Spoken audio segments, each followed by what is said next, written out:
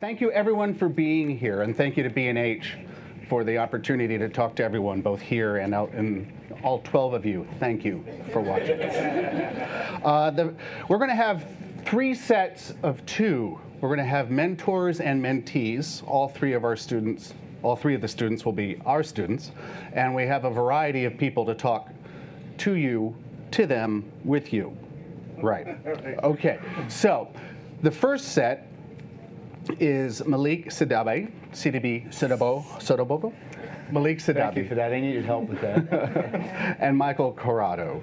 Now, Michael is in many ways a public face of the Nikon brand. He brings to Nikon the level of professionalism and humanity that most of us know that company for. Above and beyond the technology, when it comes to mentoring professional photographers, he's the one people go to. And he's been doing it for about 35 years with Nikon, which is very, very long time. Makes me very old. Well, he started when he was 2. The company was called Nay.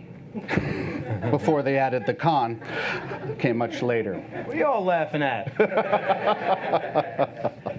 In addition to being an amazing photographer and mentor and teacher to photographers, which is quite a thing, he does a lot of charity work on his own. He's very involved with the Ronald McDonald House and works with musicians and drummers to get them to kind of become involved with the house. So he does with them something similar that we do here at NYC Salt. So let me introduce Mike and Malik, one of our favorite students. Malik. Today.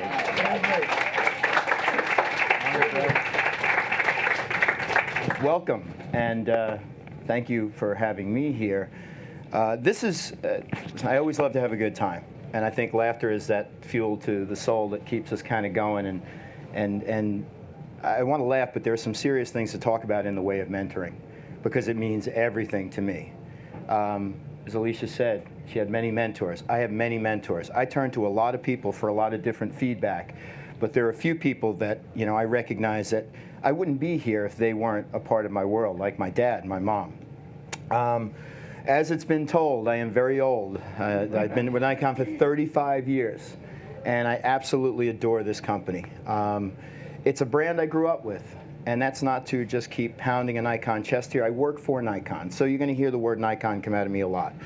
But I want you to focus on your art, not just the tool that's in front of you when you're thinking about photography and making pictures. It's about what's in you. I think that's the most important thing. But it's also what is brought to you by the people that are mentoring you. And we're going to talk about that. And so I'm going to open up with a little bit of my background so you get to know me very quickly. Malik is going to talk to you about our experiences. But Malik and I met at the Eddie Adams workshop for the very first time. And there's something instinctual or something in the gut that when you shake somebody's hand for the first time, you see something or you feel something that you're connecting to. And I think we connected right away. And then we connected again when he walked out with a pile of Nikon equipment at the end of it all.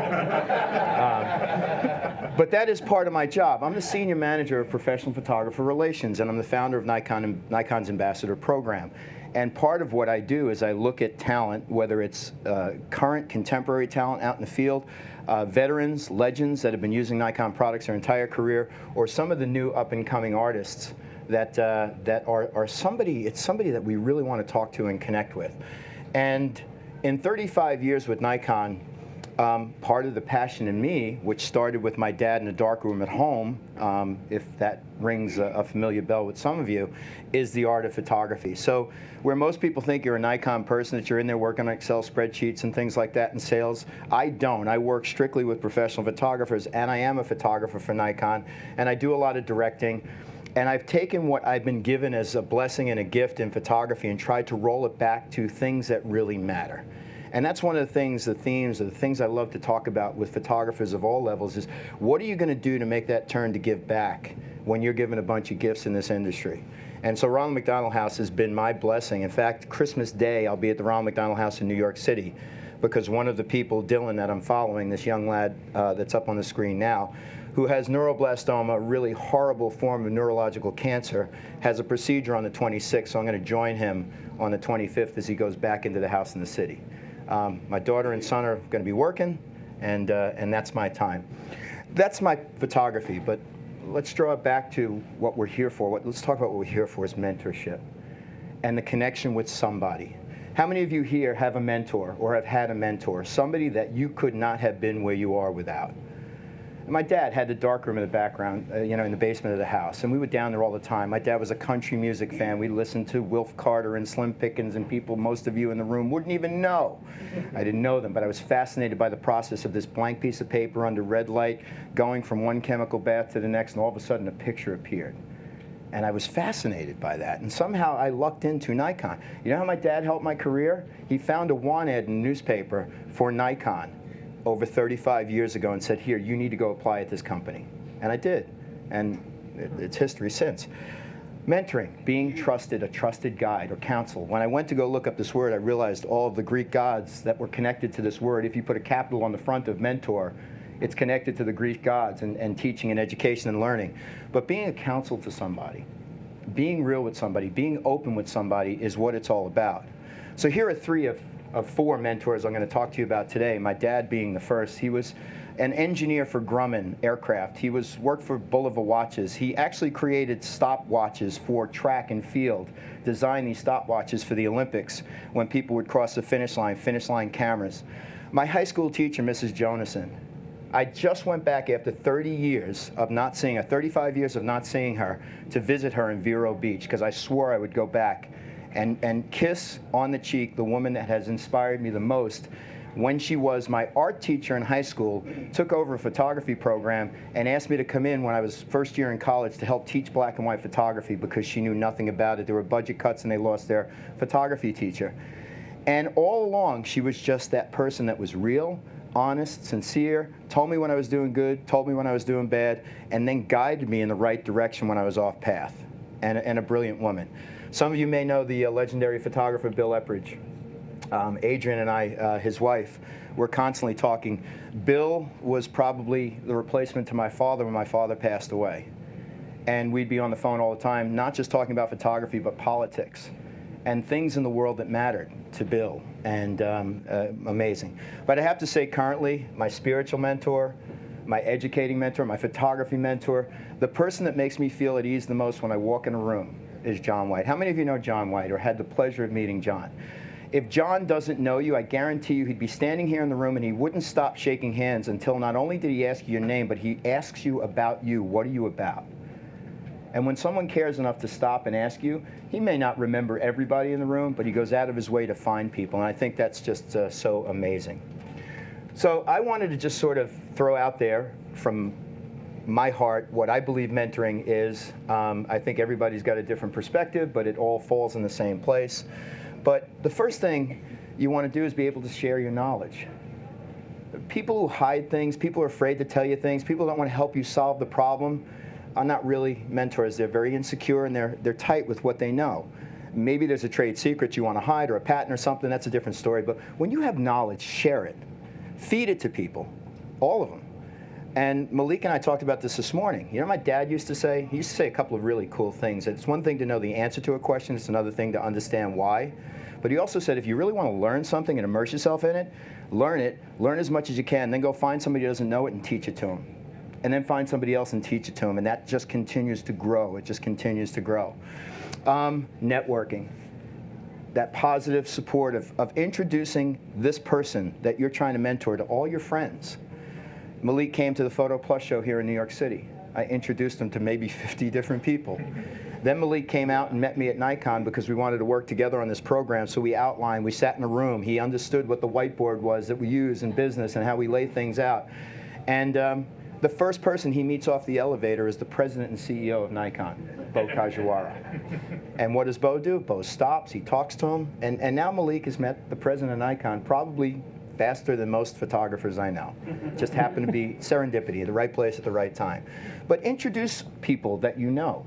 I don't know everything, and I can guarantee you Joe McNally probably knows more about commercial photography and how to do things in business than I do. Maybe Malik is better off talking to him or somebody else in the room that has a better experience with something than I do.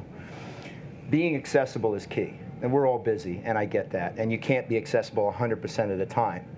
But trying to stick to a response in email quick enough, or understanding the importance of communication. If we don't communicate, we fail as a society. And I really believe that. When you communicate and you're on path, everything works. When we're not communicating, everything fails. And I think that's so important to just open up those doors to communication. This is huge for me. Love, passion, and respect. You want to be respected in this business, treat people the way you want to be treated. And that goes for anything. I shouldn't just say that within photography. This is about being respectful every day, understanding what it's like to be a professional every day, because the way you fail is by acting unprofessional. If you think you're the smart, hot photographer in the room, and you walk in there and you dismiss people, people will dismiss you right back. If you go up and shake everybody's hand, they will connect with you. And look them in the eye when you're shaking them. Shaking the hand, right? Nice to meet you. Don't look down. Look right at me. It's a true story. I was going to steal his magazine cover from a Honda shop. I told him I couldn't do it, though. They charged me too much for my battery to replace it. But I saw his magazine cover in the middle of a Honda shop in Hicksville. I was so impressed. But treat everybody the way you want to be treated. And I actually went around Nikon and said, what's your best mentoring tip to a few people? My boss, Mark Soares, came back with this one. I believe in this, too. Be organized with what you do. You know, make lists of the things that you need to do. When do I fail? When I have 6,000 things to do and I have a list of 3 things and I forget what the other things are that I have to do, and then I forget something really important. But be organized, make the list, and make it happen. Another friend of mine said, put things in a bucket. Like put the big rocks in one bucket and put the stones in another bucket, and figure out what your priorities are in making the list. I think this is really big. Success is amazing. You live off success, but you have to realize every one of us fails in this room. It's okay to fail. It's not bad to fail. You learn from your experiences, do we not? How many people fail? I fail. It's the truth. And that's how you pick yourself up and figure out what mistake you made and how you correct it. Back in the day when I started filming cameras, we had to kind of guess at things until we ended up in a dark room with that film that was processed. Anybody shooting digital today has that mistake right in front of them to fix right away. So from a technical execution side, we can fix that. But when I say make mistakes, you're going to speak the wrong way to the wrong person once. Don't do it again. You're going to sort of dismiss somebody the wrong way and disrespect them. Don't do it. Take those opportunities to learn from them. We make mistakes all the time. I make mistakes all the time. Christine knows I make some really crappy rock and roll pictures from time to time. Guess what? I don't show them to you. But I try to correct that. And I try to correct the mistakes that I make. And this one is big, and Malik and I talked about this, and I say this to every one of you in the room. You are never too young to give back. I don't care what capacity it would be, how you would do it. It doesn't have to be money. It could be picking up garbage at a facility like the Ronald McDonald House. That house on Long Island is run by volunteers. The people from the front desk that buzz people in, to the people that clean, to the people that cook. Organizations come in, Nikon, Walmart, some of their big sponsors, the local high schools, the cheerleading team, the baseball team. They all come in and cook every night for the people that are staying in the house. I was just there last week. There's 40 families in the house. Sad thing when 40 families are in the house. That means 40 people, 40 families are in the hospitals next door with somebody going through something. But it becomes a part of your life. And when you give back, you realize one thing. And it's something that took me a little while to figure out. You're not doing it for you, you're doing it for them. So the number one question I get, how do you deal with a 5-year-old with cancer whose chances are only 50-50? It's not about me, it's about him. So what's the best thing I can do with him? I let him beat me up every time we go to the Ronald McDonald House. We start with the beat down. The cameras don't even come up. Once he's tired and exhausted, then I start shooting pictures. But that's the communication. Give back. And I think, you bring that to other people, it becomes viral. It's a really positive thing to do. And this was advice given to me by one of our account managers, sales managers at Nikon. Always be the happy person in the room. Nobody wants to deal with the angry person in the room. We used to have meetings. There were certain managers that had a certain rough edge to them, need to be filed, and they come in. And the first thing you walk into is an abrasive, just karma in the room. But if you know that happy person's in the room, I want to be, Gabe's in the room, I'm coming. Right? I'm going to be there because Gabe is, look at that smile. Turn to the cameras. Can you show the people at home the smile? So, but no, when you walk in a room and somebody's abrasive, your mind shuts down. And I can tell you, I've been in a room with very smart people during meetings, and just because they are who they are, they may have the best idea in the world, and it goes right through my brain. I'm not even listening because I dismissed it before it ever came out of their mouth. So be the happy person in the room. Always be the happiest person in the room, right? Is there anything you'd like to interject here? He does speak. But we're going to get, his work is amazing. I think that's what attracted me to Malik. When I saw the work he did at the Eddie Adams Workshop, and then we started following, each other, and I started looking at his Instagram page, it's very clear there's a talent there. And it's a talent that's going to have to grow, make mistakes, and hopefully be guided by all of us at some point in this room. So think about, as I wind this and turn this over to Malik, the power of education is so important. From a manufacturer standpoint, if you buy one of our cameras, you have the potential to become a Nikon ambassador. Who's a Nikon ambassador? One of our top key influencers that we turn to mentor, motivate, and inspire. Understand that there are places you go to learn. But go to people too, shake hands, connect with people. If I don't know what a bird is when I'm photographing wildlife, I call my friend Ron McGill at Zoo Miami, and I ask him what the bird is. Why would I go out there and try to extend myself after I've done a very furious Google search and I still can't figure out the bird?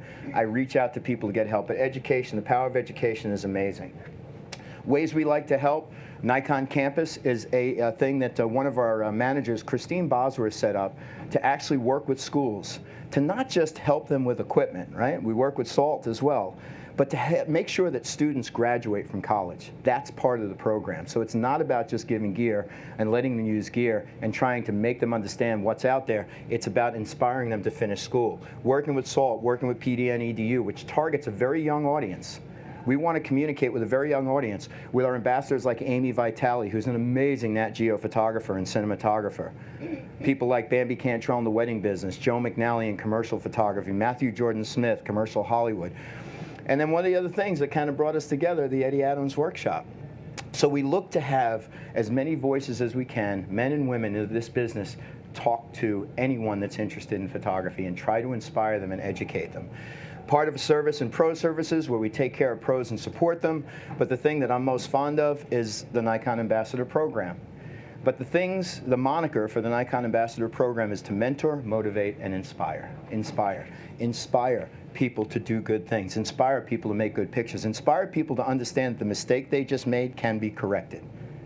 Somehow, some way, you're going to go back and do it again until you get it right. And that means the most to me. So this is a moment, I think this picture went viral, right? When a young talent like Malik walks away with a barrel full of equipment. We love this photo. I mean, it's just amazing. We've supported the Eddie Adams Workshop since its inception. It's one of the most amazing workshops for young students coming up, and some professionals that will also be honored to be in the class and elected to be in the class of the Eddie Adams Workshop. And Malik was one of those people. What kind of experience was that for you? It was amazing. It was like literally like a new beginning in a way, especially into photography. Just kind of like me being around like all these amazing photographers that I used to like, just Google their work and just actually like being in the same room with them and seeing them talk about their experience and becoming a photographer. It was just really, it was awesome. I get a bit nervous. And the minute you met Mike Corrado, everything. We practiced this. Right. But anyway. It's true. So I'm going to let Malik speak to his work because I think you want to see his work and the stuff that he's done to understand why we don't just invest in the talent. We want to help the process along, whether it's something personal or something related to business. Part of why I want to be a part of all this is to make sure that the steps he takes are the best steps. He can learn from my mistakes because I don't mind sharing them, and he's going to make his own, and I don't mind picking him up if he falls. Thank you. Right? Thank you. It's all yours. I was good. I'm going to hide behind you now. All right. I'm not a great speaker like Michael, so if you have any questions as I speak, please make sure to ask me to speak up. But as you guys already know, my name is Malik, and I was born in West Africa. I was born in Ivory Coast, and I grew up in Guinea. I moved to the States in 2010 to pursue education and photography. And moving here, when I was in middle school, I wasn't really interested into photography. I wanted to do fashion design, and then I took fashion classes at FIT on Saturdays, and I realized I don't like making clothes as much as I like styling them. And then I just kind of got myself a camera and like went out there and started shooting, and like I'll grab my friends, like my friend Chris who's sitting in the back, I'll grab him every day. I was like, hey bro, like we gotta shoot, and like we'll come up with our own ideas, and we'll like go out and take photos and stuff. And one day I went to school, and I had a substitute teacher who was a photo teacher from another school, and like I asked her, I was like, hey, do you know any after-school photo programs that I could join to improve my photography? And she kind of like gave me like a whole list of like all these photo programs, and Salt was the closest one to the school. So the same day after school, I showed up, and Adam was the only one in the studio, and I got in. I was like, hey, I found out about this program today, and I would like to join.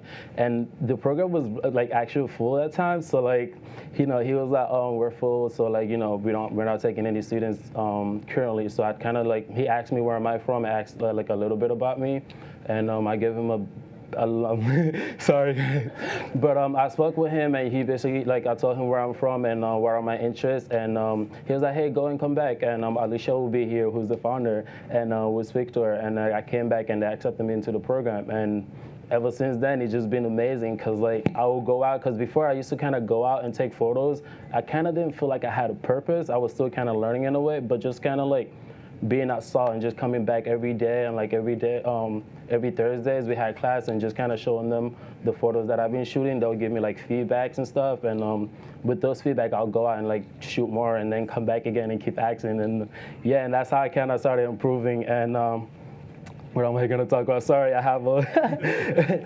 But yeah, Salt was I literally like they mentor me.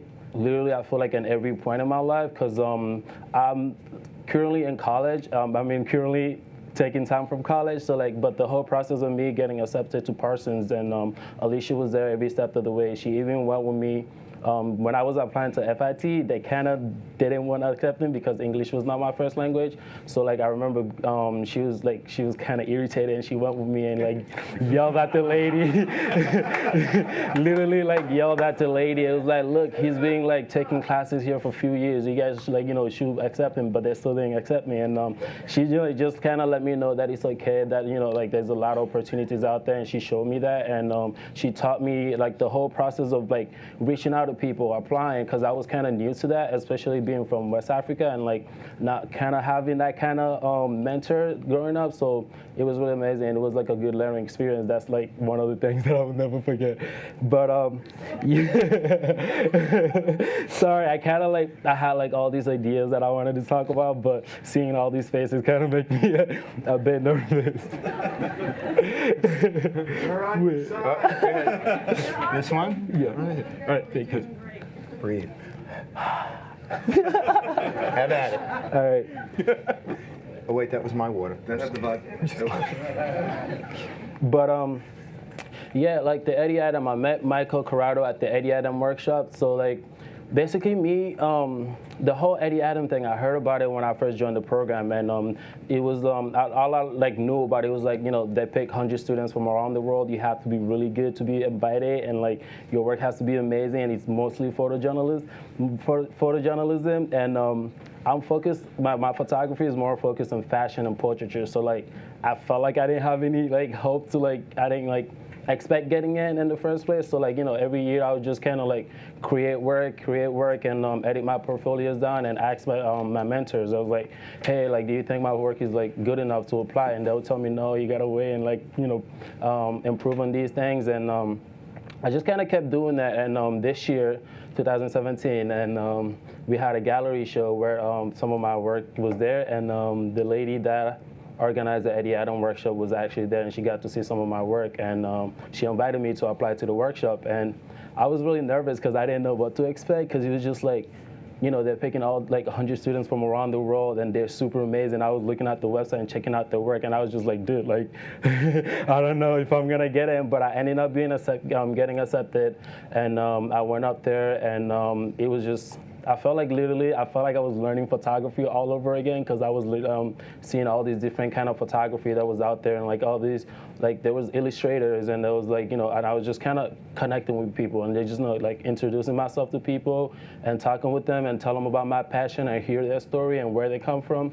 And right now I actually have made like, some really good friends who are like from around the world that are like pretty good photographers. And I'm gonna keep moving on to but yeah. So like this is the work that I did at the Eddie Adam workshop. My assignment was to go to a motocross field and document like the fashion vibe of there. And my team was 10 people, and everybody had different assignments. Some people had like to photograph like the landscape of the place of the motocross mountain, and some other people had to do portraiture and different stuff. And mine was just focused on like the fashion and like this kind of stuff. I'm just gonna go through it really quickly, and just so you know, Malik is one of 100 students that is selected for the workshop. So when you're the grand award winner, it's the top portfolio body of work of 100 students. Thank you. Just saying. I'm just saying.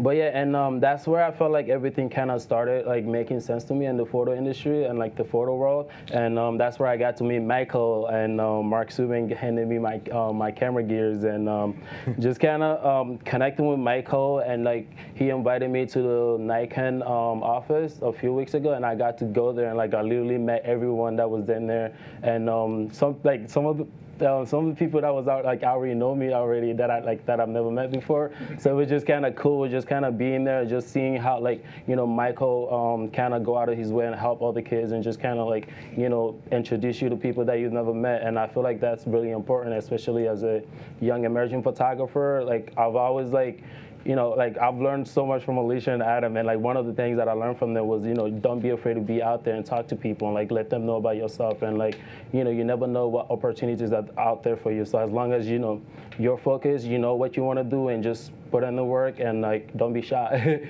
So yeah, I lost track of where I was at. You're Sorry. Right there. You're right there. All right. Cool. But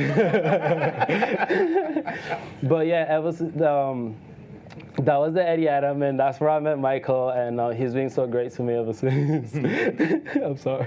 That's okay. And doing fine. But me personally, I'm really focused on fashion and portraiture, and these are some of my work that I'm gonna go through as I speak. How can we make it go by itself? Or? No, you just tap. No, You want me to do it for you? Would you mind? Thank you. You just say when. Go ahead. Yep. But yeah, these are like some of my most recent work. I'm more focused on like creating single stories into photographs. So like all these photos that I have so far is just me kind of coming up with my ideas and reaching out to my mentors and asking them like, how can I produce this? Like, what do you think I should have? And like, what kind of photographers' work do you think I should look at? And they'll give me all these great feedbacks, and like I'll go out and like I'll set up the shoot, and I'll go out and shoot, and then once I'm done shooting, I'll edit it down and reach out to them again. I'll be like, hey, would you like to meet? And let's sit down for a bit and look through my photos and let me know what you like, and like let me know what I could do to improve. And through that, I've like developed my work, and now I feel like I'm more focused on what I want to do, and I know where I want to go. In the future, I'm hoping to become one of the Nikon ambassadors. But yeah, I just feel like with the help of the mentors that I have, and like just kind of having them believe in me and like willing to like invest their time in me, just kind of like helped me a lot to like grow as a person. I also learn as much as I can and put myself out there as a photographer. So, tell them about CES. CES, yes.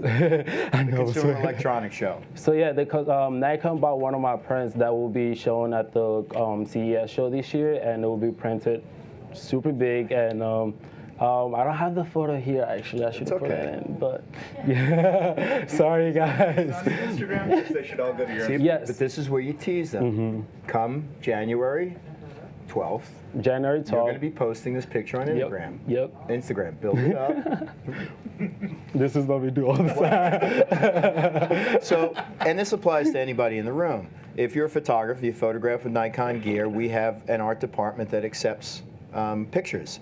And we review the pictures, and certainly the relevance is, did you shoot it with a D850 or a current camera? Is it a current lens? If it's something that's 20 years old, we probably won't use it for anything new or anything fresh. So everybody has the opportunity to submit pictures, and if you have a picture selected for a gallery or used somewhere within Nikon, you will get paid.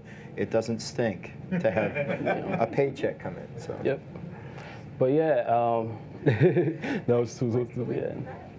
I'd have to find it's actually an email to a person. His name is Barry Tannenbaum. Used to be the editor of Nikon World Magazine. Brilliant guy. Phone number is. But yeah, I just like, like I was just gonna kind of end up by just kind of talking about like, as a young and upcoming photographer, I just feel like, you know, if you're looking for a mentor, you just want to like, you always want to make sure that, you know, you're showing them that you're interested and you're showing them that you're willing to like do whatever it takes to get to your goal, because nobody want to invest their time into someone who's not taking their time seriously, and like nobody was just kind of like, you know, I don't like, even me, like, I don't know how I'm gonna put this, sorry. English is not my first language, so like every time I'm speaking sometimes I just kind of forget my train of thought, obviously. Thank you. But can you say your entire program in your native language now? My entire program. Well, it's live stream. Somebody could be listening in from home. So. Je parle français si quelqu'un là-bas pour m'écouter. But yeah, yeah, I was just like I was saying, just like, you know, you always want to be out there and meeting new people, and like don't be afraid to tell people what you want to do. Me being up here, I'm so nervous, but like at the end of the day, I know being here, like, you know, it's gonna help me overcome my fear of like public speaking, and just kind of like that's one thing that I've learned from Michael, especially today. He's been on me, just telling me, you know, don't be nervous. It's gonna be okay. But yeah. So, listen, I know there are some amazing speakers about to come up and some real great talent we're going to see. I'm going to throw this out there. If you have great memory or you have a pen, write this down. I don't care what brand of camera you shoot. I don't care what it is that you shoot. My email address is mcorrado, M. Corrado, first initial, last name, at nikon.net. That email is open for any questions that you guys have or any issues that you may have. I'm as versed on other camera systems as I am Nikon, but feel free to reach out. Mr. Adam. I think we're going to take some questions first. All right. Anybody have any questions for Malik? Great job. There's nothing like having, you know, that moment of.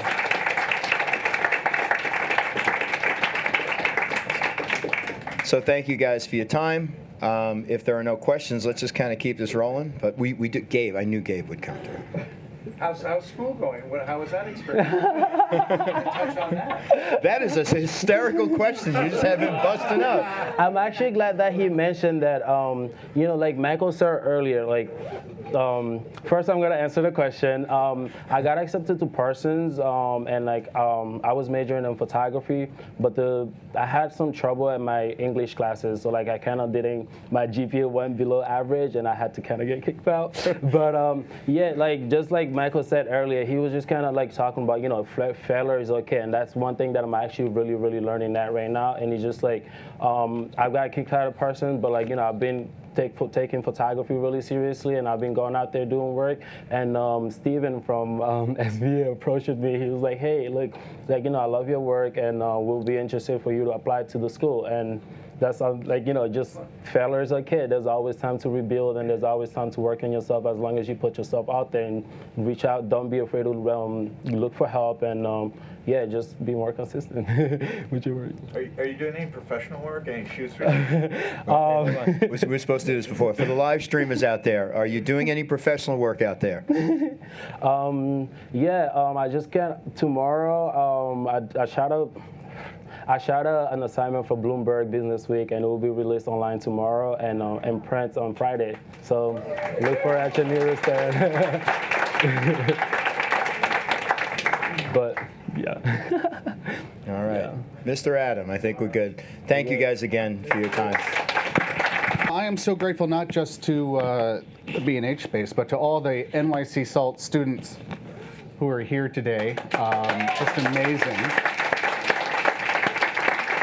I mean, they always pack this room, but this is kind of ridiculous. Also, to the members of our board who are here today, NYC Salt is a nonprofit, and we survive on the donations of individuals, foundations, and some money from the New York City Public Schools, who let us put some classes in the schools. We're at schools that don't have photography classes, so that's pretty special. Thank you for being here. The next set is Liza. The next set is Liza and Kevin. Kevin is a photographer who's been with the program for 5 years now? 6 years. God, time is flying by.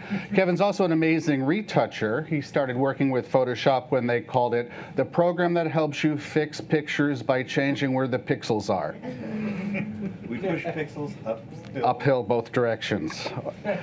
Liza's been with us for 2 years? 3 years, is now a senior, and my God, have we seen her grow. She used to never like to speak in public. Now she's looking forward to this moment. I'm absolutely sure. So why don't you guys come on up and take over? Hi, everyone. I'm Liza, and this is my mentor, Kevin. Hey. I'm 17 years old. I'm a senior in high school. I attend Inwood Early College. And yeah, I've been a third-year student at NYC Salt, actually, so as Adam mentioned before. Yeah, and I'm Kevin. As Adam said, I've been with NYC Salt for 6 years now. Liza is my 7th or 8th mentee.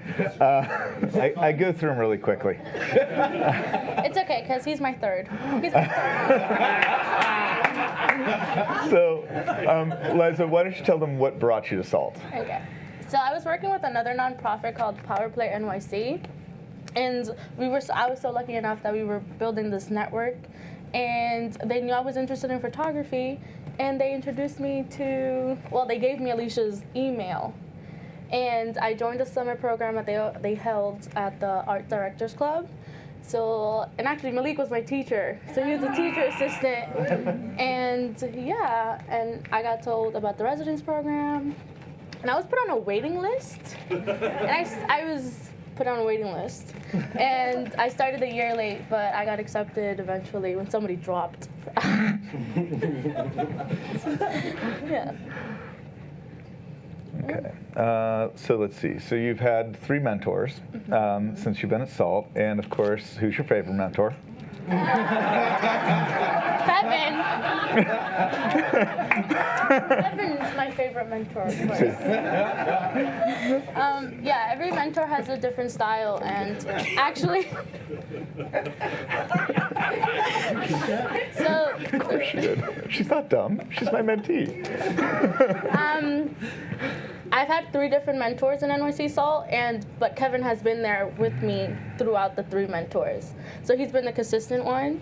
So of course, I would say he is my favorite mentor. But what brought you to mentoring? All right.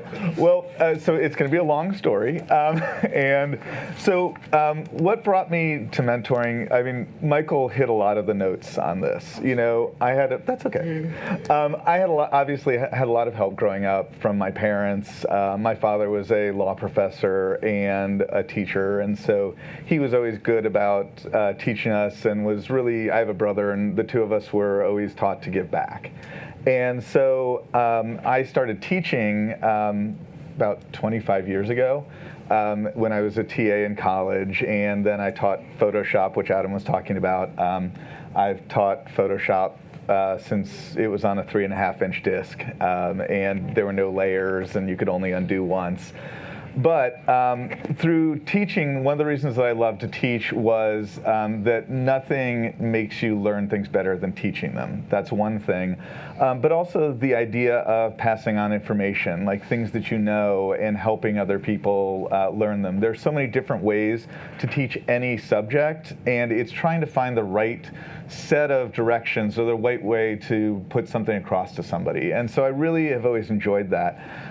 You get a lot of connection. There's a community that you build through teaching, And a lot of these things are also found in mentoring, which I didn't know. I taught, I'd helped students, I'd worked one-on-one to some extent, but honestly, until I joined NYC Salt, I had never mentored. So joining the NYC Salt 6 years ago, I just thought I was going to teach and kind of help out, and it'd be an easy way to give back. But of course, Alicia had other plans, and that's one of the things I want to stop and talk about NYC Salt for a minute. Because one of the great things about NYC Salt is Alicia. It's been her baby for 10 years. She's so passionate about the program. We know that we're having, a good talk or a good thing if she's speaking and she cries, or we can make her cry. So we're going to do our best here.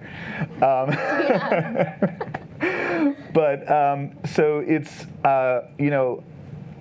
with NYC Salt, Alicia brings in the best people, and I'm not saying that about myself. It's the people that I've worked with, the other mentors, the teachers, the students, it's everybody working together. And so she sees what the students can be, what their potential is, with help from various people. And so she puts us all together. She looks at us and is like, okay, you're going to mentor this student, you're going to mentor that student. And one of the big things in mentoring is, like, we're helping the students, but we can't do it alone.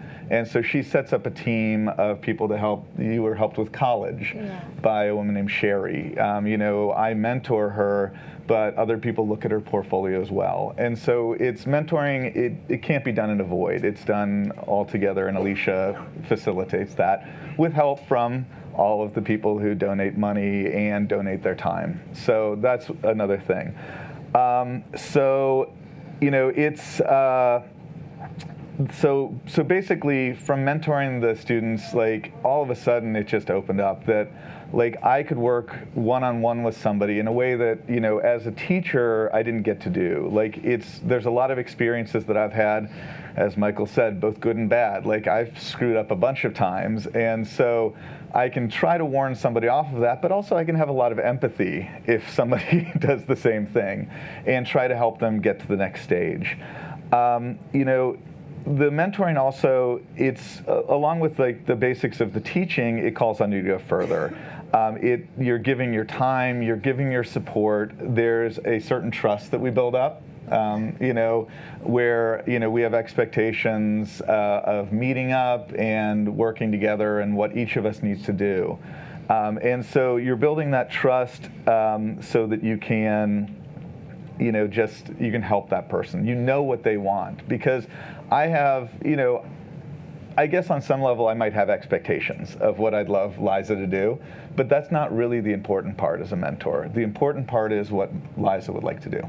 Who she wants to be, where she wants to go from here, and everything else. And so it's learning sort of to back off and kind of, let them do that. It's mentoring is the act of making a difference.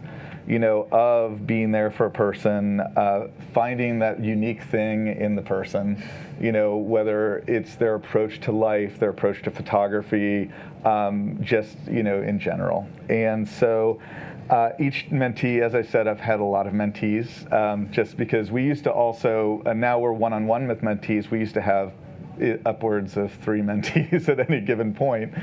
And each mentee has a different, what they need, a different approach. Like, Liza is really, and she hasn't paid me for this, the dream mentee.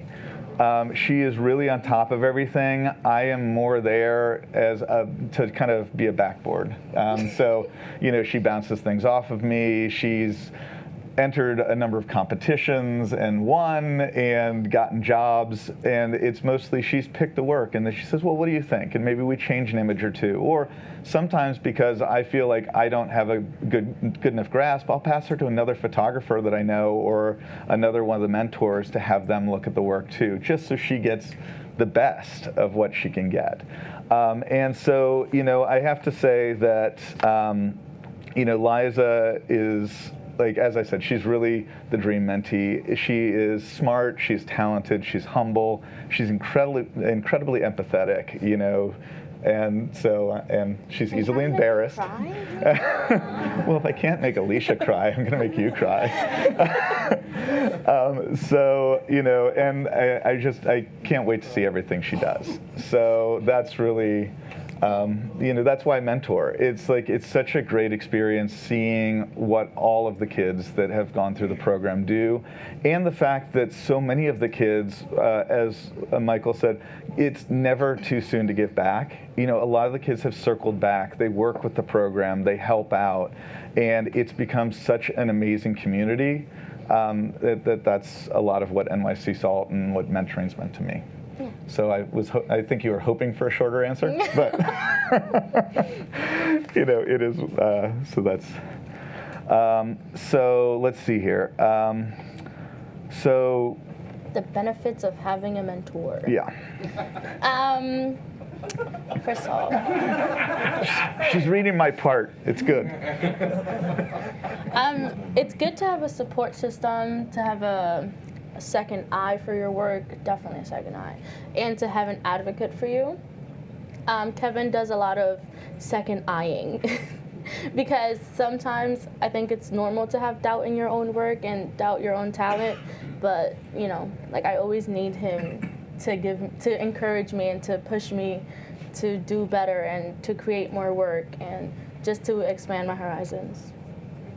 Yeah. Okay, good. Let's see here. So you're a senior now, and you've been applying to college. What do you hope to do after graduation? I've been applying, as you said, and I definitely want to go to college.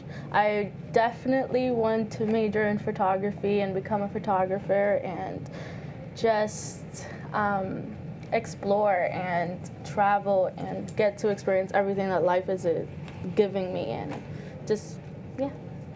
Okay. So with your photography, what's your favorite subject matter? What kind of makes you want to take photos? This sounds kind of cliche, but I find beauty in people. I love photographing different people from different places, different ethnicities, just people in general are always telling stories, and I think it's important to capture those stories and to share them and just to create great images that tell you the story. So portraits, yes. Okay. I like portraits. Okay. So we should take a look at some of what you do now? Okay. So the first few images we're going to show you is a portfolio. It's an ongoing portfolio about my family. I am Hispanic, so I'm Dominican, and I live in a very traditional home. Yeah. This is my father. My grandmother. Oh, can you? Oh, sorry. Yeah, that's my mom. That's mom? Sorry. Father, grandma, mom again. Brother. I think I'm gonna pause here, right? Okay, yeah. So I call this picture the iconic couch picture because my parents live on the couch. I'm very lucky enough to have two parents that are there for me and that work hard for me, and most of their time when I say they live on the couch, it's because they're resting and they're spending time together and just enjoying each other's company. As you can see, my father sleeps a lot, but this is their time together and they appreciate each other just by being on that couch.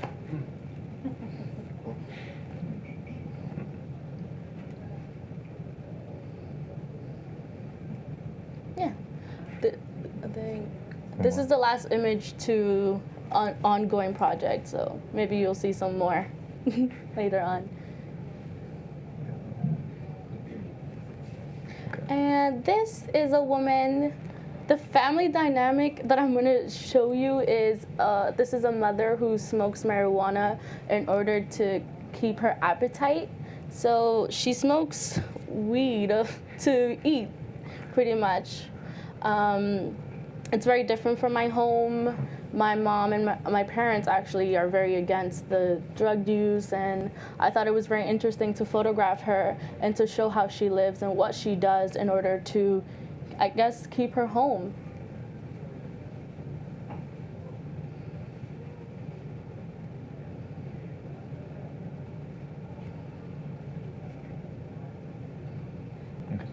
And this is a portfolio titled Beings of Joy.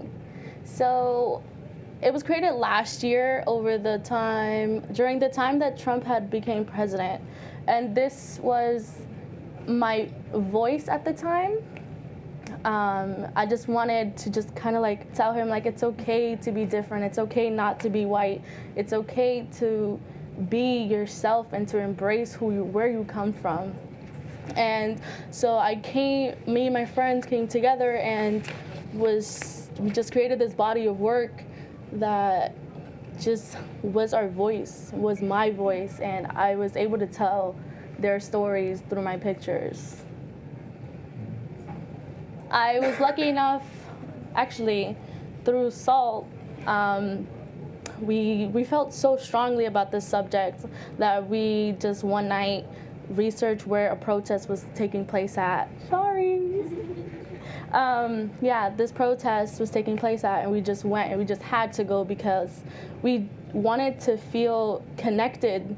You know, it was a time where we felt very divided, and we just wanted to reunite with the people of the United States. Yeah. Cool. Yeah. I think it's just singles now. Yeah. This is just my work over the time, like just pictures I take.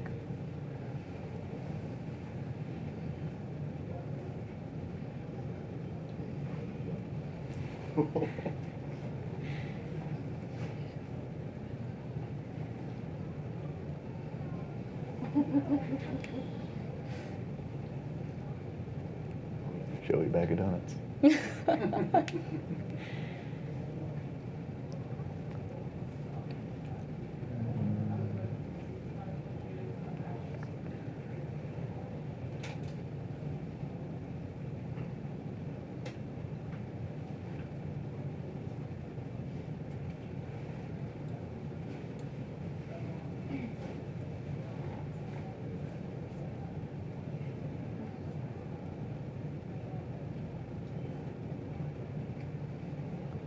That's it. Yeah. Good. Yeah.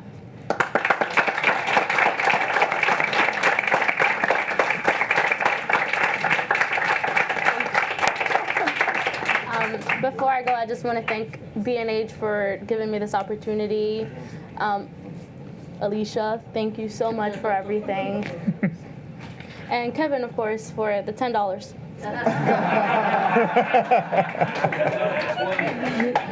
I am always amazed. I think I know our students, and in some ways I do, and then I see them stand in front of an audience, and there have been times where there are students who would not say a word for the first few months or years of a program, and then suddenly they come into their own, and your sense of self, who you are, and how confident you are, and what you're going to bring to this world is amazing. So thank you for sharing yourself with our program. That's spectacular. And of course, I'm talking about Kevin. Wow. Any other questions floating around about anything? So, you know, New York City Salt started we're having our 10-year anniversary next year, which is pretty impressive. I remember 8 years ago, we had a group of kids in the classroom, and it was getting pretty late in the year, and one of them said something about an SAT. And we, of course, at the time were just a photography program. Not just, but we were a photography program. And we realized how late it was in the year, and we asked, well, how many times have you taken the test before? And they said, none.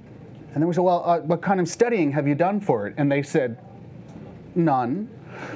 And we realized that maybe we needed to do a little more than just teach them about photography and seeing, as important as that is.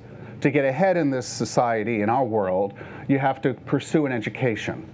That's something we believe. So education is at the cornerstone of everything we do. So not only do they come into the program to learn photography, there's a bit of a bait and switch. So those of you who are in the program already, you know this, and those of you who are thinking about joining the residency program know this. You're going to come in and you're going to be exposed to these wonderful photographers and these amazing opportunities. But we're going to make you take ACT prep. We're going to make you apply for college early. We're going to make you write your essays with the help of professional writers to make sure that you are seen and noticed when you are applying for college. And when you get into college, we're going to stand by you and make sure when you slip a little bit,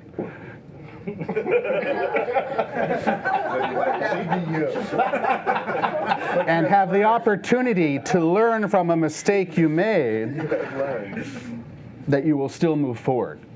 So NYC Salt is a program where we bring you in for photography. We want to hear your story. We want to see your pictures about who you are. But we want to share with you the experience we had when we were being pushed to go to college. Most of the mentors come from a different background than the students, which, by the way, is something we'd like to broaden. So if any of you are thinking about becoming mentors, we would love to have you contact us at nycsalt.org and let us know if you might have a skill and come from a background different than, you know, the average mentor you're seeing up here today. So that's my little pitch about NYC Salt. So the next set of speakers is pretty incredible. Director of Photography of the New York Times Magazine.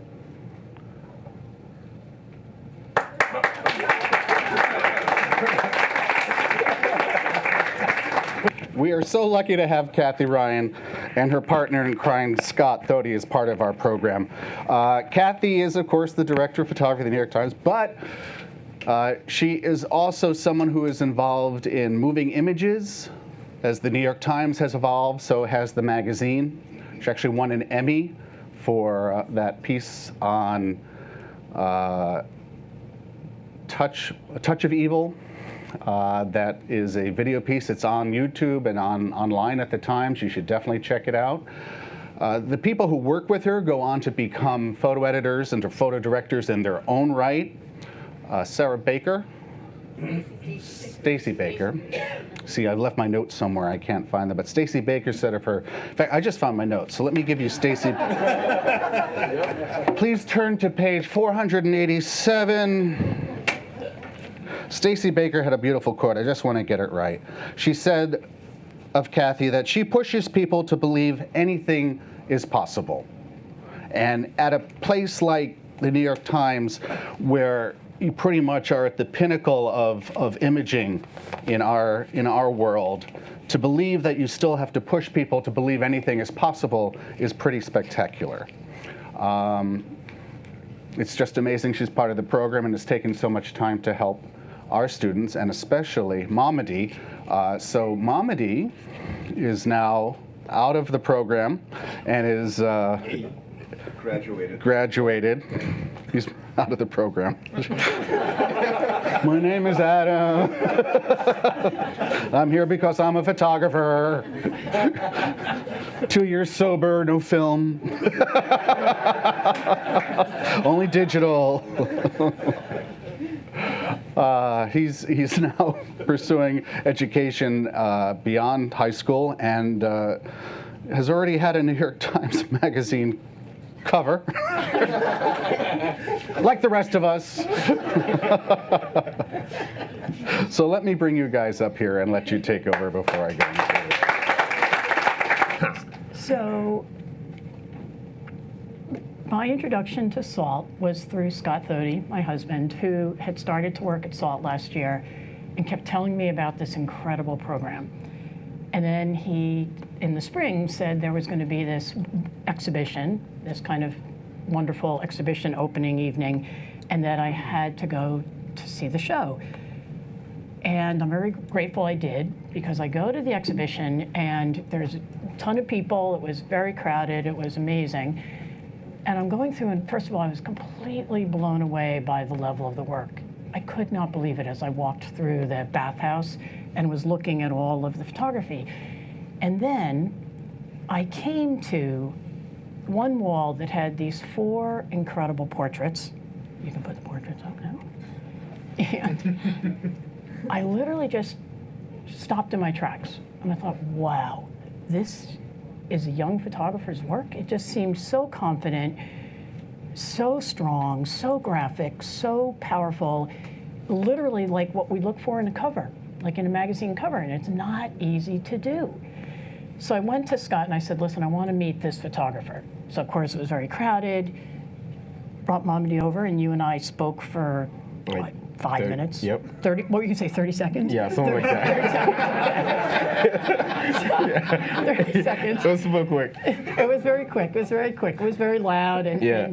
But I definitely thought, okay, we have to meet and talk and hopefully have him do something for the magazine. And I feel like I'm just going to pause here for a second to say, I feel a little guilty saying, oh, I'm your mentor. I don't feel like I'm your mentor. I feel more like I'm a photo editor who's very competitive with the other photo editors in the world and wants to find the next great talent. So honestly, I was out for myself and for our magazine thinking we should be the first to publish his work. I think he could do something great for us. So I just want to say that because I want all of you in the program to keep in mind, it is a business that's constantly, you know, we put out 52 issues a year. So every single week, we're looking for ways to make it new, to make the magazine exciting, to add new talent in with the people who've worked for us for decades. You know, I love the idea that the New York Times Magazine in particular is a mix of legendary photographers. Like one week you might have Lee Friedlander in an issue. He's worked for us a number of times. And another week it might be somebody brand new you've never seen the work. So I just do want to emphasize that is a big part of what good photo editors are trying to do. So we meet and we talk. Yep. And then fast forward, a couple months later at the magazine, we start working on our annual Voyages issue that's a photo issue. So it's a big thrill for us in the photography department because this happens to be an issue that's photo driven, meaning that it's photos first. We come up with the ideas and working with also the editor-in-chief of the magazine, the design director. And this year we decided for the Voyages issue, the subject would be family vacations around the world. So the whole idea was we would choose different places around the world and try to find how families in those countries go on vacation. So we dove into, we kind of split it up. Stacy Baker was working on it with me quite a bit, and we started to research. We, in certain cases, called photographers who we knew we wanted their vision, their eye in the issue, and said, what would you like to shoot? In other cases, we ourselves kept looking, so we had somebody assigned to do something in China. We had one starting to be researched underway in Japan. We had Estonia, something in Odessa. So we basically were hoping to hit each of the continents in some way. And we were sort of just coming up with creative ideas. And we wanted something in Africa. And I was starting to do research, thinking maybe West Africa, what would we do? And then we had a meeting where me and the design director and Stacy and maybe one or two other photo editors, where we were talking about the assignments that up to that point were starting to roll, that were being made. And they were going to be people in the pictures, of course, but often kind of landscape driven, pulled back because it was about vacation. There'd be a lot of scenic beauty in the issue. And it was a moment when it was actually one of the designers said something like, it'd be great if we had like some big portraits too. And I thought, absolutely, we need to have some like big portraits to sort of change it up to the pacing of the issue. So part of what we do is try to put together an issue that's lively. That was a moment, eureka moment. I'm thinking, God, Mamadi should do something for this issue. This could be exactly right. And I was simultaneously looking online and had done some research in Guinea and realized there was a major holiday, Eid, also known as Tabaski, that was going to be celebrated in time for us to send a photographer there and go to press before our deadline. So I was like, oh my God, this is incredible good luck. It was one of the two biggest Muslim holidays, and I thought that probably means families gather to go to a place, at which point I call Mamadi and he says, yes, absolutely, and we start talking.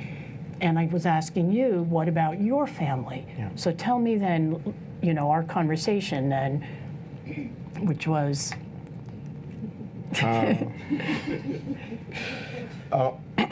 So one of the questions she asked me was how people travel in my country, and it's different from every country. We don't have like beautiful landscape or like waterfalls and stuff like that, but you know, like places are far away from each other. So to leave one city, for example, if you want to leave here to go to New Jersey, it might take you a day because there's no road, and it's really complicated. So people don't travel as often because it's more money and just when you want to do it, you want to do it with the family. So Tabaski is one of those moments where everyone travel together. So like one of my not my family, but like my mom on my mom's side, her brother family were traveling, and it was him, two of his wife, and like a whole bunch of kids and uncle, cousins. So they rented a van, and it was about like almost over 20 people, something like that. Pause 1 second. So I'm just going to say, so in that conversation about what Mamadi's family is going to do was the moment I was like, yes, this is going to work for our issue. Yeah. And then, like, yes, this works. The family's going to gather. They're going to go a distance to another place Yeah. to basically celebrate, in this case, centered around a religious holiday. So I just want to mention that. So then it was a go. We're green lighting it. We're going to send him there to shoot this for the issue. Go ahead. And then all this, planning starts. So we talked about that, and they wanted to see, because it was my first time doing any type of assignment, so they wanted to see if I can actually do it before they flew me out there. So I ended up doing a test shoot, which was outside on the street with rented gear, and she ended up loving it. Yep. And part of it wasn't so much seeing if you could do it, it was also knowing this was going to be a very challenging assignment, even for the most experienced photographer on the planet, because you're talking about going to a place, gathering a group of 15 or 20 relatives who are going to travel 15 hours to this village, and in a very small window of time, 2 days or whatever, I forget how long you were there, do a whole bunch of portraits in a place where it's not like you have a photo studio. So a lot of it was what I think we would have done with anybody going, what's the plan here? How are we going to actually do this? How can you, we want you to work with your backdrop. You're going to need to bring in lights. So there were a million technical challenges, just procedural challenges. So part of it was that.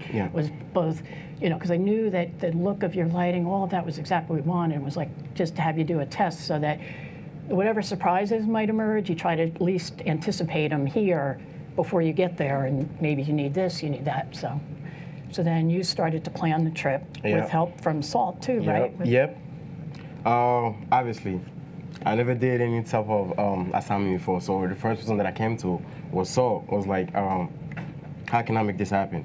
And like we planned out like days by days, how like first of all it was like getting all your stuff together first in lighting. You cannot leave without what you're gonna shoot with. Once you get that together, it's playing out your schedule, because I didn't have many days, so I had to like go accordingly, and I ended up going off schedule because everything was too tight. What else? Well, so then maybe you go, so we're ready, you go, you're there. Yeah. Maybe talk a little bit, because it was interesting, just the journey. So in addition to doing the portrait gallery, we also wanted documentation of the actual trip. So fast forward, I'm in Africa.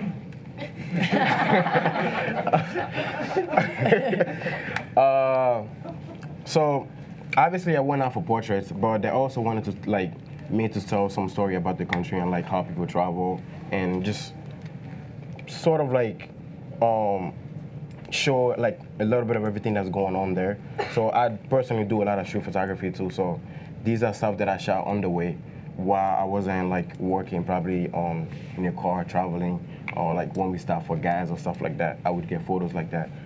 I have some more here.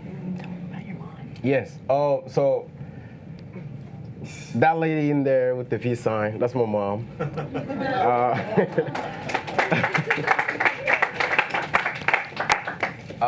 Who you hadn't seen So, since. funny thing, I came here 5 years ago, and I started in high school.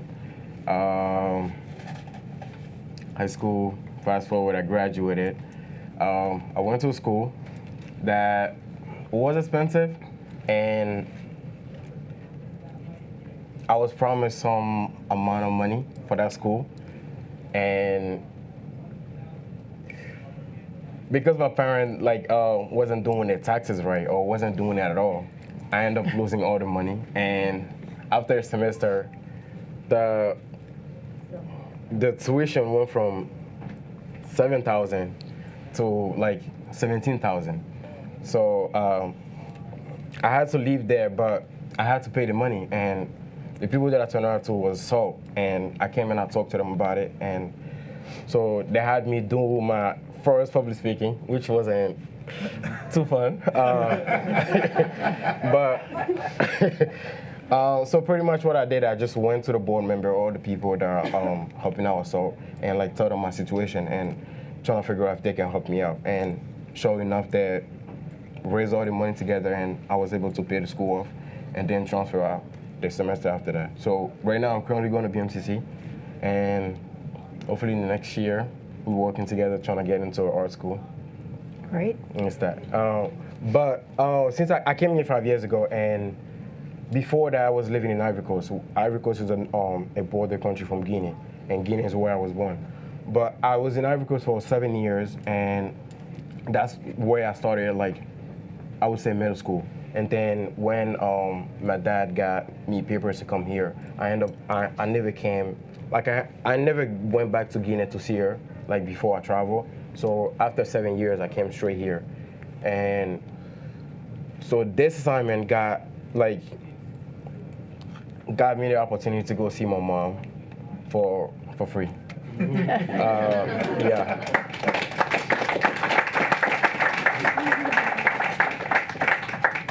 But by the way, that's a taxi. It's not 3 people.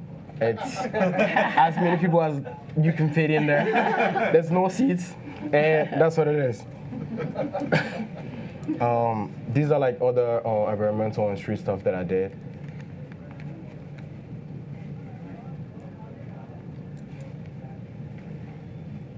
One of the things we did too was connect you with a fixer. Yes. So to have somebody who could be interviewing the family members to get quotes for when we'd later go to press. So Yep. it was somebody who's worked for the New York Times in Africa out of the different bureaus. So I did not have an assistant, but I had Jamie, who was my fixer. He more than helped, because all he was supposed to do just write. But like every time I start setting up my background, he would tell me, "Oh, what should I do? Like, how can I help you?" Because it was a lot to just do all at once, and I would say he really helped me. And he's not here right now, but I hope he was hears great. me. He was instrumental, yeah. Yeah. Because something like this you can't do alone, you know. You have to. This is some more stuff. So because like the place was so far, the actual day of the holiday, I wasn't able to make it on time at the hotel. I mean, leave the hotel to go to the village that I was supposed to photograph, because it was like about 2-hour travel, and the period of time is like an hour and a half usually, or 2 hours, and I didn't get the time when people were praying, but this is one of the moments that I got when people got out the mosque, and so they were heading home trying to, sacrifice the goat, or the cow, whichever one you can afford. But yeah. Well, that's a big part of it. Yes. Right? So I mean, so Part it's of the not, you don't ritual. have to sacrifice just a goat or a cow. It's what you can pay, and obviously the family that I was with, it was a really big family, and obviously a goat is not gonna be enough. So so they ended up doing a cow, but no, was that yeah, and it's sort of mandatory to like sacrifice something for the holiday. I'm not gonna go into the whole religion thing, so.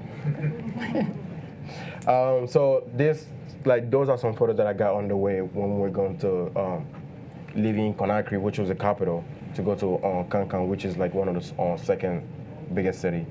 So on the way we stopped for like water or just to relax, because it was a long ride. So people were getting back inside, and yeah.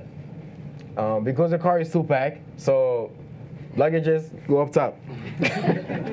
Where was the camera gear? The camera gear was in a yellow car, because I was in the the good car.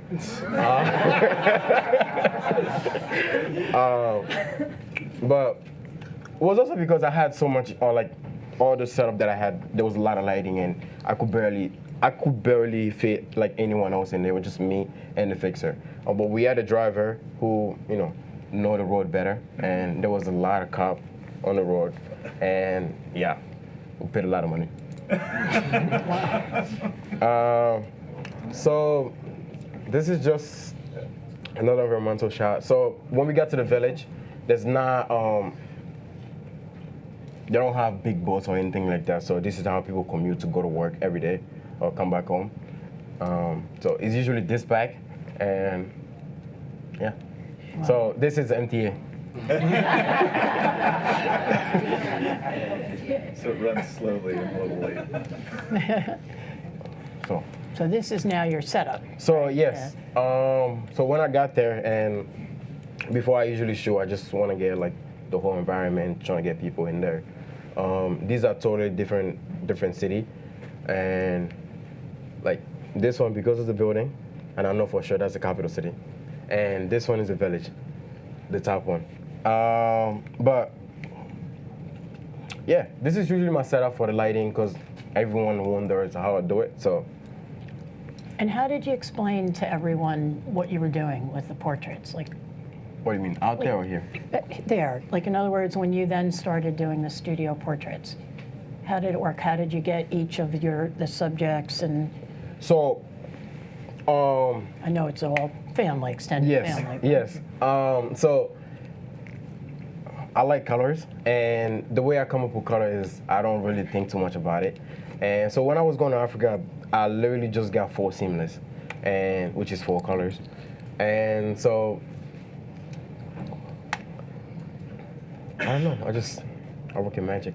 I mean, you don't need. It's not like if you have 20 colors, it's gonna make any difference.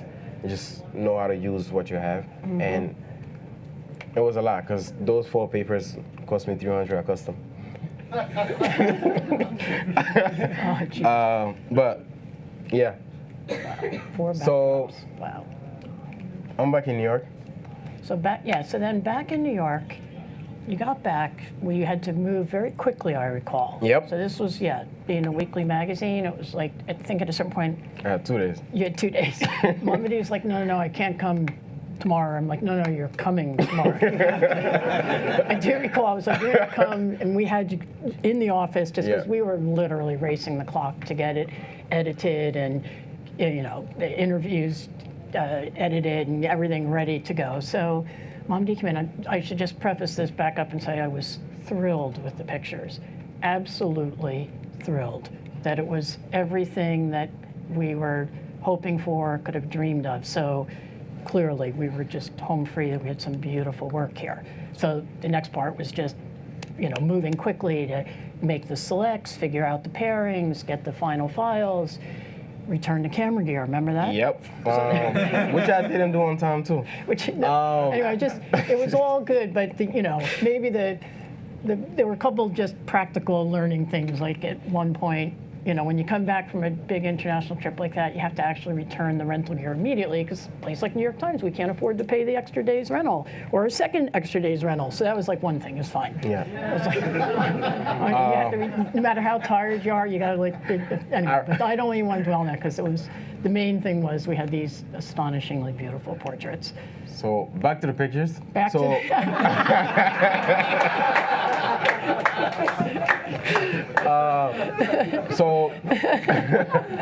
So actually, when I was out there, I was photographing 2 families. The reason for that is because, just in case, because I had to coordinate everything here and then get out there and make sure the people will be there and nothing will happen. And so this family is the one that ended up being in there, which is on my mom's side, and the other one didn't make it. Yeah. They were pissed. Wait. Oh, because they didn't make it. Yeah. I didn't realize that. It's okay. It's okay. Yeah, they're up there. They're up Well, there. you know, you go that far and you've got this thing, Well- and you need to know that it'll work. And if what is it, one family, too many of them end up, they don't want to be part. You know, we just had to be sure that we'll be able to play Well, it out. that's the second family. Well, that was the one I was shooting out there. Yeah. But they are on They were our all website if so you want to see it. beautiful. And this part was pure pleasure. Yep. You know, just figuring out the way your palette and the way you work with the vivid color, with the backdrops and the clothing. It just all sorts of wonderful things happen when you juxtapose the images. Beautiful, just beautiful. I don't even know what's next. I don't- Okay, so Oh. this is the actual. So now, okay, so now you're seeing the actual- layouts.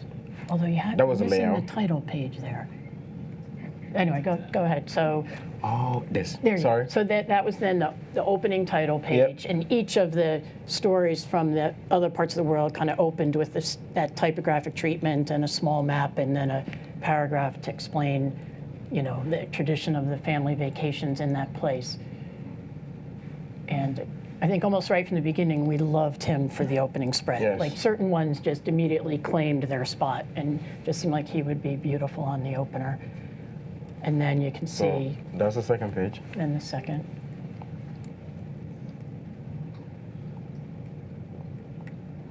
Third, yep. You know, and one of the hardest things for me always is I always wish we had more pages. So it's like, the good news is it's a photo issue, but still there were other great portraits we couldn't use. And then luckily we have the digital, the website now, which always allows you to run more. So one great thing is now when you have the additional thing besides print, we can see more, see the light of day than, because the print is always, you know, finite amount of space. There's more photos and video online if you want to check it out. Yeah. My website, it's Mamadi, MAMADI, .co. Not .com, .co. But definitely check them out because it's such a beautiful set of pictures. And Oh, and then that is was cool, just yeah. facing an ad. So Yeah. then we thought it'd be fun to show Sorry the about that, behind the sorry. scenes for one of the pictures, just because it was something so special about the way this was done. So then we go to Spike, right? Mm-hmm. So then the next was, I guess it was just less than 2 months ago, the magazine was planning a cover story on Spike Lee, and knew we wanted a beautiful, graphic, great cover, so called Mamadi to do it. And he did a beautiful job with that. I went to that shoot. It was at Spike's place in Brooklyn. You know, he's got this fabulous studio, practically like a museum. He has an incredible collection. It's filled with beautiful movie posters signed to him by Francis Ford Coppola and all sorts of original artwork by, you know, their paintings and photos and collages and all sorts of sports memorabilia, stuff that Spike's collected over decades. I mean, seriously, it'll be a great museum show someday. So we went, and also on this one, before we got there, you had We did also... scouting and we did test shoot. Yep. So And I believe the test shoot is is it next. test? Yep. So the test sheets, and Mamadi sent these in as the test. So you'd had. Tell me about the idea for the eyes, the one that it's your So- self-portrait, but it was so cool. I can't believe I'm saying this right now, but I watched one of the movies, which the name is escaping me right now, but that's where I got my inspiration from, this photo. And that's me. And this guy, Chris, he's back there. So obviously, because I was like photographing a celebrity, I just wanted to like know everything about the person. So like I watched his movie and I like Googled him a lot, and just I didn't find it like in Google search. Everything was just either him at the Met or just like outside. It wasn't anything like crazy. So the movie is what I got the inspiration from, and it's just like 1 second scene. Probably may not notice it, but it just that's what caught my eyes. And so I went into the studio and I tried to replicate that and just did it my own way. That's such a good solution. Plus, you know, we knew that Spike always wears hats and he has fabulous glasses. You know, he's got such style. So Yeah. Oh, that's why I And- have my hands here like that. Because I was thinking about the glasses. we're, you know, and often the glasses have like an orange rim or, you know, bright colors, stuff that would obviously go beautifully with your color sense. And then, so we were loving that. And then the pictures you see there are the scouting. Stuff from. So the photos down there are like stuff from his place. You can. So Not Mama right, D it's had not gone right. there like once, twice beforehand, Twice. twice, just to totally scout it out, to pick out what rooms he'd want to work in. Because you know, when you photograph, obviously somebody like Spike Lee, time is precious. You know, Yeah. you have to go in with a plan and maximize every precious minute you're going to get. So this was definitely, you had Mama D had really staked out both where the seamless would go up, more than one set of seamless, as well as which corners he might do an environmental portrait in. And it was interesting, like being at the shoot, it was very little conversation. It was unusual in that Yeah. sense. He was cool. He was cool. He was cool, but he was definitely cool. He was cool. But Mike Lee doesn't say much, which is No. fine, because I think actually with portraits, it can actually be better if the subject isn't, you know, having a back and forth with you, where maybe it's distracting. And this was a very intense, almost silent shoot. It was impressive to see you two at work. It was interesting. The hard part was to direct a director. Wait, was what? To direct a director. A director, yes, Yeah, and yes. he wasn't taking many of the commands, so we had to go his way. And Which is pretty much one look. Yeah. He has a, yeah. He but wasn't taking. What commands did you give that he didn't? there was many. There's a lot of poses that he stopped doing since 10 years ago.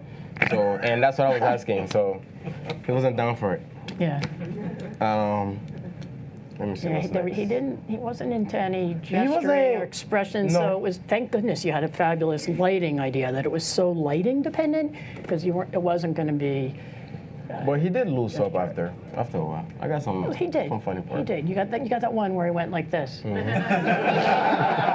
have to admit that. Really? I don't have that photo here, but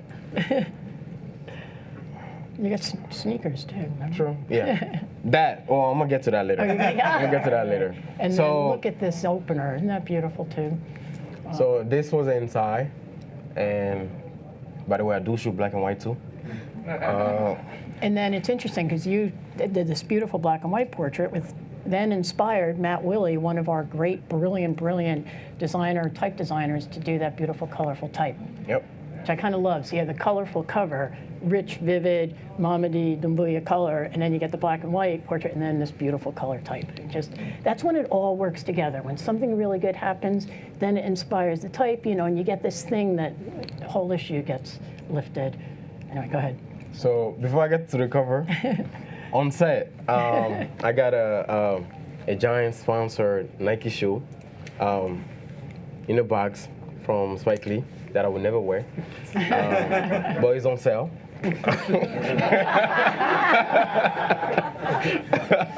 Are you serious? No, I'm playing.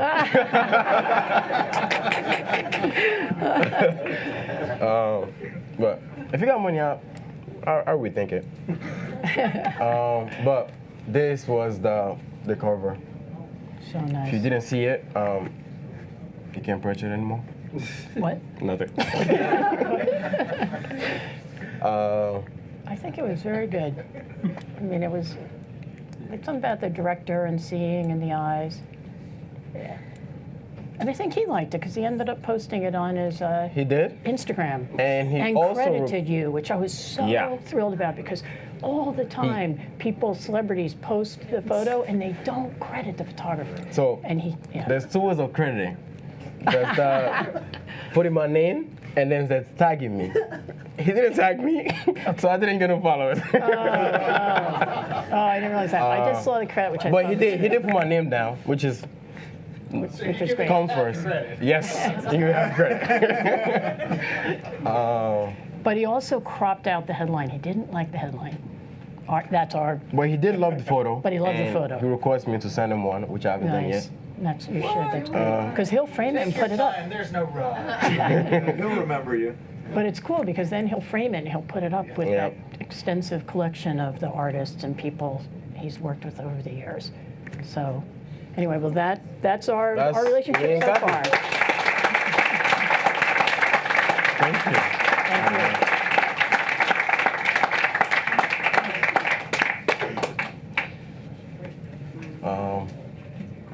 Yes, questions. I was just wondering, with all the pre-work that you did, Uh-huh. did Spike Lee know what your intention was? And did he get any say in it at all, or do you guys just go in and? I'm asking both for you, Mamadi, specifically for this, and also Cathy, you, what you guys normally do when you do a cover like that. I'll go first. We didn't show him before the shoot what we were going to do, but then it was, the tests were up on the monitor, but he was very laid back about that.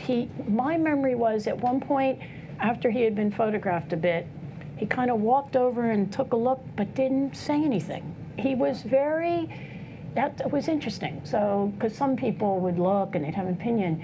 I remember he looked and he obviously must have liked it and had confidence because he didn't. He only picked ones. He just went back on set and he has a certain look that he does. Like that was I think the biggest challenge, which it's great, but you have to, thank goodness it was again all in the lighting and the originality and the creativity. But so he had a sense of what was happening. He knew about the red slice of light because he saw that and he could realize that was happening. Did he see the tissue? No. Okay. No. So he only saw what he saw that day. I'm trying to remember, I think we maybe sent some of your work from the other story because often a celebrity will want to know the photographer's work and they'll Google them, or otherwise he just Googled you himself. So he knew who was going to be photographing him because he definitely would have checked that out, I think. But he didn't know till that day, I think, what the idea was behind it. And again, I think my memory was you had him go on set, started to direct him, started to shoot him. I'm not even sure he looked over at the test on the monitor till you were in it. The only time he looked was when he did that funny thing. He wanted to see how he looked.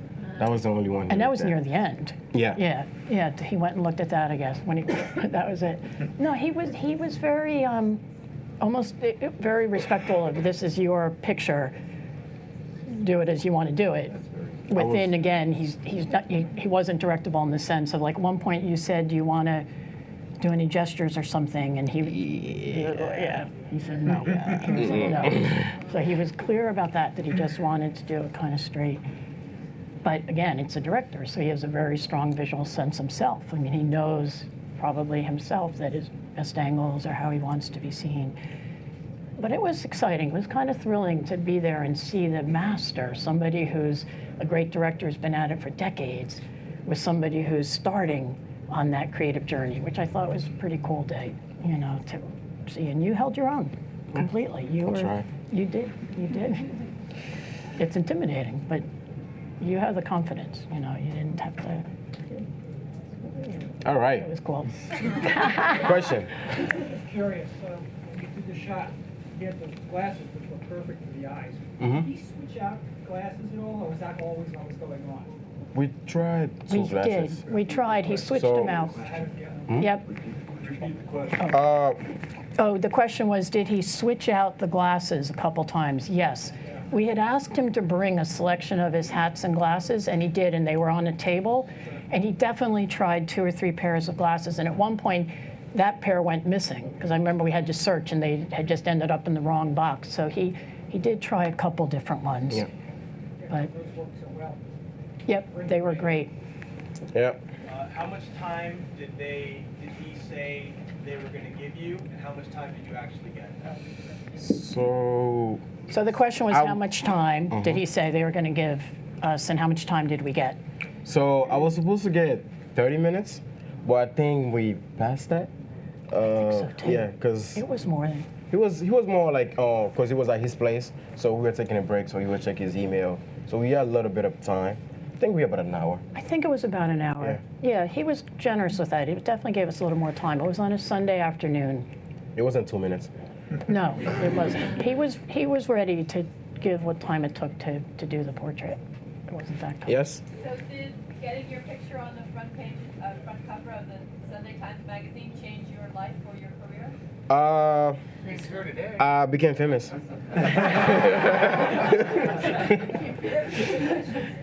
Yes. Tell them about this. Yeah, you want to repeat the question? 'Cause Oh, so I don't the remember. question was, did getting the cover of the New York Times Magazine change your career, right? Yeah, or change your life or your career? So pretty much what I would say is it did, in many ways. The most important part was it put my name out there, and I just been getting feedback from like people that I was looking up to, saying that they like my work, which that's all I needed. And I was very happy to hear that Jody Kwan, who's the director of photography at New York Magazine, Yeah. who I worked with for 12 years, she was my deputy photo editor at the New York Times Magazine before she went to New York. She's an incredible photo editor. I was very excited to hear she called Mamadi and Yes. had him come in for a meeting, and he's just done something for New York. So that's a Yeah. good feeling when you're.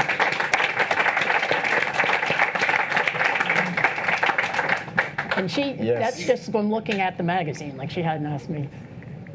So you're both sort of risk takers, right? Mm. In like the that risks question. that you both take, Uh-huh. yours hiring somebody that you didn't really know, you just with the work you do. Was there one moment where it's really scary for either one of you? Go first. You go first. Yeah, repeat the question. Oh, the question was, you're both risk takers, with Mamadi with the work that you do and me with making assignments you don't know necessarily how it will work out. Was there a moment when we were scared that somehow it was Either one of you. either of us? You know, like what was the moment where maybe it was like, oh my God, that if I made a mistake here? Or, I did not have that moment. I can say, I did. I did. So I don't know if you guys remember the part that I got the people out of the car and I took the photo on top of the yellow car. Actually, after that, I dropped the camera, and that was after my first shoot, and I thought I lost all the files, but I didn't. But yeah, yeah, that was that. I was thinking it really is amazing that your first assignment was that one, because there are a lot of challenges. Like, that is a particularly ambitious undertaking, like in every way. Yes. Curious on that assignment in Africa, were you traveling with the writer? Yes. He's based there in Guinea. So I traveled there and we met before the shoot, which just talked about like how we're gonna plan things out. And he actually did a lot. So like he helped like get the car, get the driver and like the road. I just had to like just be creative and do what I do. You know, the amazing thing about our community of photographers and people involved in our industry is how much they care about one another generally. Photographers can be known as lone wolves, but this community has been pretty spectacular to our students, and the people who we introduce our students to are always welcoming them with open arms, and we're very grateful for everything you and the community do for them. So let's just, because we know the people we know, these guys have a fantastic opportunity. And it was mentioned earlier, I think by Kevin, that you don't really know something until you teach it. And although I've been a photographer for over 350 years, I honestly say I learn something new every time we have a class together. If it's not from the students, it's from the many mentors who come in, or the guest speakers we have come in. They have met some photographers who have given generously of their time. Like Oh, yeah, I was thinking of a bunch, but Nick Oot, the man who photographed the Napon girl, has come a couple times to talk to us. Bill Epridge, before he passed away, spoke to the students a couple times. Marco Grob, famous portrait photographer, comes in, and they get to hear the different styles from these different photographers. One engages his portrait subject and is constantly talking and bringing them out as he's shooting, and the other literally walks in and just doesn't want to impose his personality on the person they're shooting. So they'll learn all these different approaches to the same goal, which is to tell someone's story.